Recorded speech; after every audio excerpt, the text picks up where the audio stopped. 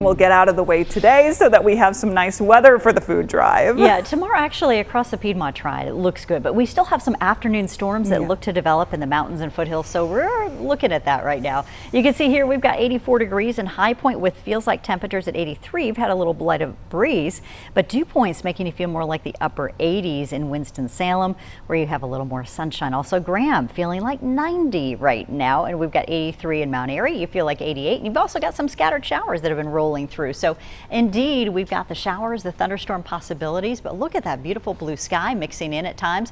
It's the rain in Mount Airy that continues for us in a few spots, and Graham still sunny at this hour. Now, most of the activity is going to continue to roll out and really fade as it moves into the Piedmont Triad, we believe, a little later today. So far, what we're seeing are those showers lined up along the Blue Ridge Parkway and out through Jefferson. You're at 78, but 82 in Mount Airy. So temperatures are going to be kept down. When you have a little bit more moisture, you have a bit more cloud cover. That's a nice thing along the Blue Ridge Parkway at this hour. Flood watches, though, are up all the way through parts of West Virginia, and we're looking at some of those streams and creeks that could quickly rise from a strong thunderstorm or even a severe one that might put down 1 to 2 inches in a short period of time. We've got some heavier showers now forming right over Mount Airy. Earlier, we had about 1/10 of an inch of rain, and so we're adding to those totals as we go. Flood watch is in effect until 10 o'clock tonight, so most of the rain, if it does fall, should be happening during the daylight hour, so sunsetting closer to the 8 o'clock hour. And of course, that means we'll have a chance to see how much water is on the roadways. Hopefully, most of those storms will fade after sunset, but that watch up until 10.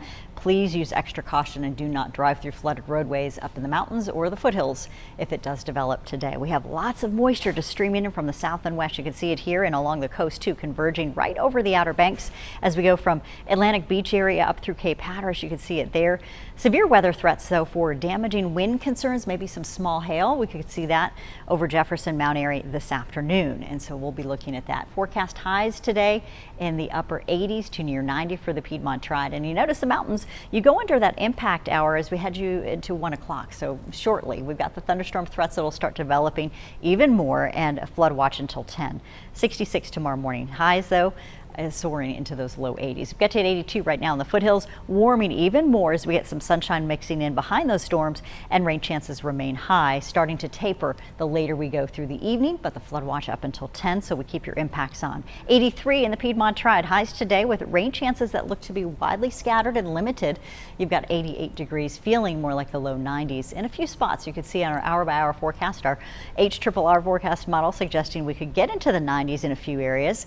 But again, with all the heat and humidity, it does seem to limit how high we can climb with those temps. So it's going to feel hot and steamy enough, though. All right, your hour-by-hour forecast pinpoints some of those showers and storms forming between 4 and about 5:30 this evening. Some of these are going to be heavy, might even contain, as we mentioned, some damaging wind threats. An isolated storm or two could become severe and put down some large hail up to hail size, but usually they're starting out as some pea-size hail to start those storms, and then as they ramp up, they could get worse. About 8:30, you're still good coverage with showers and storms. Notice between 9 and 10, that energy begins to lift off to the north and east.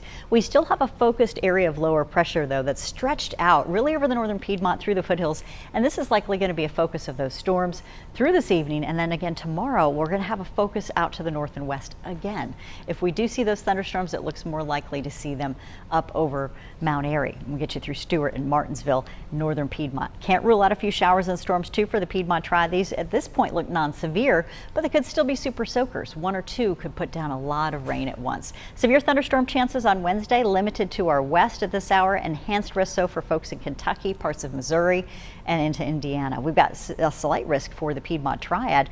Slides us from Troy through Asheboro, over through Rocky Mount, and Raleigh, all the way through the Sandhills. We're talking about that risk for severe, developing 1 or 2 storms, and a few more could form, bringing in the damaging wind threats and some hail along with that, yes, heavy rain.